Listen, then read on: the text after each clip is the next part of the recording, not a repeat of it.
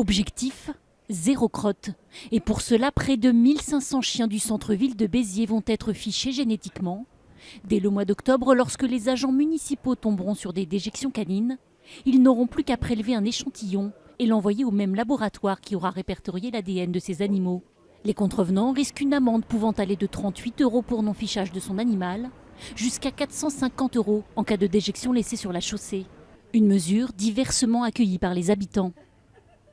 Je suis pour, parce que Béziers quand même est assez sale à ce niveau-là, des déjections canines. Et ça serait bien qu'on pénalise les propriétaires qui laissent vagabonder les chiens et leur laissent faire sur les trottoirs. Écoutez, on trouve ça très bien parce qu'il est important que cette ville soit propre. Et donc ça permettra aux gens de se promener bien tranquillement dans les rues sans mettre les pieds dans... C'est jeter son argent par les fenêtres quand même, non ?